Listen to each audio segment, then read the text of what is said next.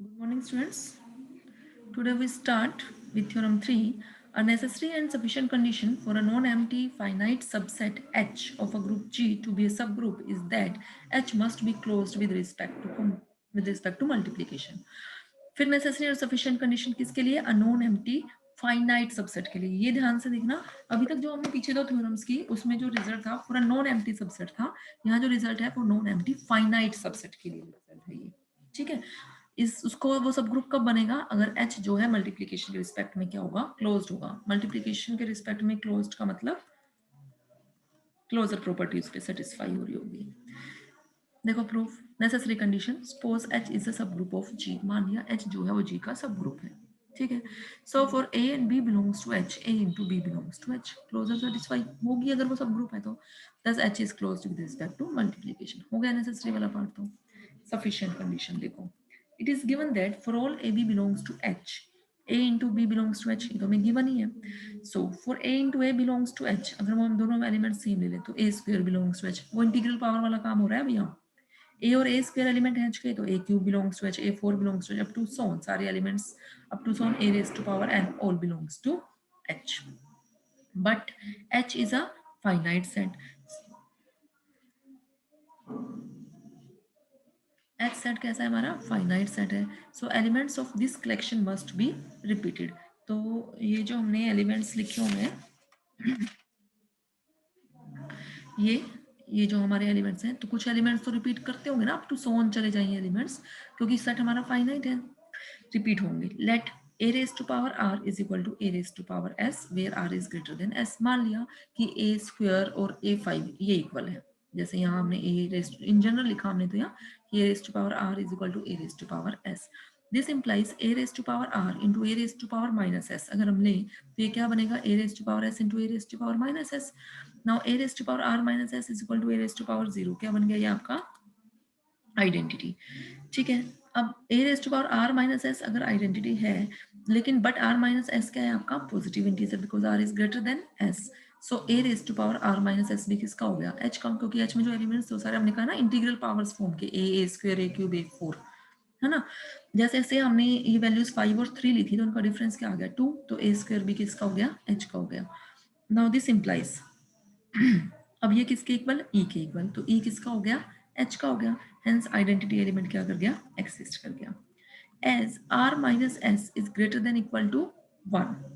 भाई ये कह रहे हैं हम पॉजिटिव इंटीजर है, तो इसका मतलब ग्रेटर देन इक्वल टू 1 है, तो 1 होगा या 1 से ग्रेटर होगा. तो आर माइनस एस माइनस 1 क्या होगा? Greater than equal to 0.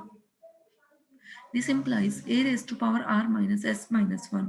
ये भी किसका हो गया? h का हो गया, क्योंकि आपका ग्रेटर देन इक्वल टू 0 है तो इंटीजर ही आएगा रिजल्ट. तो now for each a belongs to h, a भी h का और a raise to power r minus S minus 1 भी h का, तो दोनों का प्रोडक्ट है ना, इनटू लगा दिया ना हमने, आगे और पीछे करके लिख सकते हो.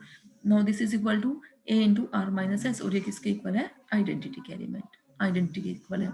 तो इसका मतलब a raise to power r minus S minus 1 जो है, this is the inverse of a. ये का इनवर्स हो गया. इसका मतलब इनवर्स भी हर एलिमेंट का एग्जिस्ट कर गया.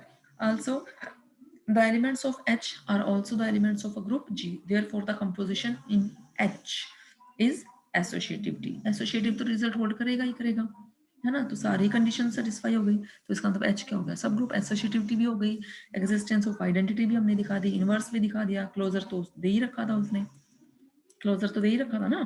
तो मीन्स सारी कंडीशन सेटिस्फाई हो गई, तो H क्या हो गया? सब ग्रुप ऑफ G.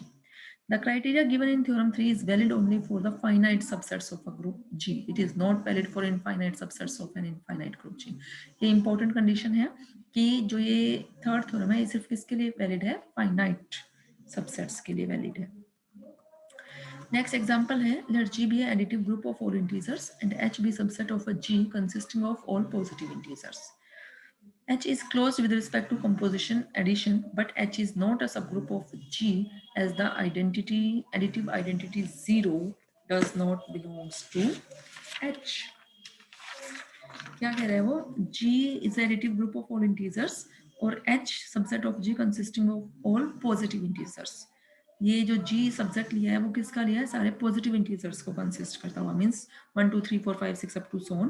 तो ये क्लोज्ड तो है कंपोजिशन के रिस्पेक्ट में, लेकिन ये सब ग्रुप नहीं है। क्यों नहीं है? क्योंकि इसमें एडिटिव आइडेंटिटी नहीं है।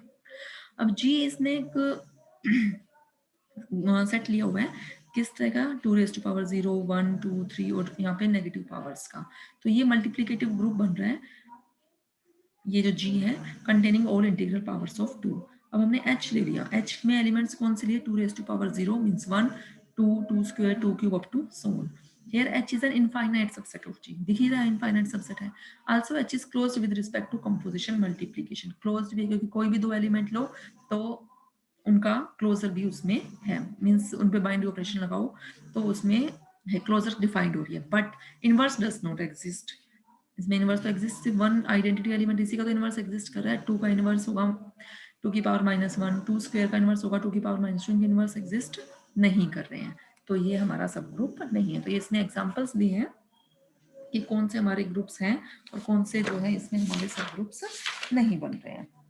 ठीक है, नेक्स्ट देखो फोर्थ थ्योरम है, a necessary and sufficient condition for a non-empty subset H of a group G to be a subgroup is that H inverse is equal to H, कि non empty subset H जो है group G का वो सब group हो, उसके लिए necessary sufficient condition क्या है, H into H inverse equal to H। अब यहाँ जो पीछे हम काम हम एलिमेंट्स के साथ कर रहे थे, अब हम वो सबसेट के साथ कर रहे हैं। पीछे हमने सेकंड थ्योरम आपको याद हो तो उसमें लिखा था if A belongs to H, B belongs to H, then A B inverse B H का एलिमेंट हो तो वो सब ग्रुप था। अब यहाँ A means first H, B inverse means H inverse, H का एलिमेंट हो means equal to H। Second theorem से मिलती जुलता रिजल्ट है ये आपका। देखो कंडीशन इज नेसेसरी कंडीशन में suppose H is a subgroup of G, अगर H सब ग्रुप है तो सब कुछ सेटिस्फाई हो ही रहा है फिर तो। अब let A B inverse B an arbitrary element of H, H inverse का एलिमेंट ले लिया हमने, है ना, मींस A का H का एलिमेंट A और H इनवर्स का B इनवर्स ले लिया, that is A B inverse belongs to H H inverse. This implies A belongs to H, B belongs to H. A belongs to H and B inverse belongs to H because H is a subgroup. This implies A B inverse belongs to H. भाई जो हमने ये लिया था A B inverse belongs to H H dash, तो A किसका, H का, B inverse किसका, H का, था ना ये एलिमेंट, तो A B inverse किसका हो जाएगा, H का। Thus A B inverse belongs to H H inverse, ये था, ये रहा A B inverse belongs to H H inverse। This implies A B inverse belongs to H। अगर इसका हर एलिमेंट इसमें पहुंच रहा है तो हम कह सकते हैं H H inverse contained in H, लेकिन हमें तो इक्वालिटी दिखानी है, तो let H B an arbitrary element of H, means equality दिखाने के लिए क्या कंसीडर करेंगे, H का कोई एलिमेंट और पहुंचाएंगे किसमें, H H इनवर्स में, ले लिया H बिलोंग्स टू H। अब E, अब H सब ग्रुप है तो E भी किसका, H का, H भी H का, E भी H का, तो E H का तो E इनवर्स भी H इनवर्स का, तो H into E inverse belongs to H H inverse, H into inverse क्या आएगा, H ही आएगा दोबारा से, तो H belongs to H H inverse. दस जो H H का था वो किस में पहुंच गया, H H इनवर्स में पहुंच गया, तो H किस में कंटेंट हो गया, H H इनवर्स में, तो इसका मतलब ये दोनों क्या हो गए, इक्वल हो गए। सफिशिएंट कंडीशन देखो, अब हम ये लेके चल रहे हैं H H inverse is equal to H, suppose कर लिया where H is a subset of G। Now for all AB belongs to H we have AB inverse, यहाँ हमें ये कंडीशन गिवन है और दिखाना क्या है, सब ग्रुप होगा G का, तो A B inverse belongs to H H inverse, भाई ए H का B भी H का, तो ए बी इनवर्स लिख सकते हो आप H H इनवर्स का। This implies A B inverse belongs to H because H is equal to H H inverse. Thus for all AB belongs to H we have AB inverse belongs to H, means A और B कोई भी element ले अगर हम H का, तो AB inverse भी किसका हो गया हमारा, H का हो गया। तो H क्या हो गया, सब ग्रुप किससे, सेकंड थ्योरम से। सेकंड थ्योरम में हम यही तो कह रहे थे कि अगर ए एच का बी एच का और ए बी इनवर्स एच का हो जाए तो एच क्या हो जाएगा, हमारा सब ग्रुप हो जाएगा।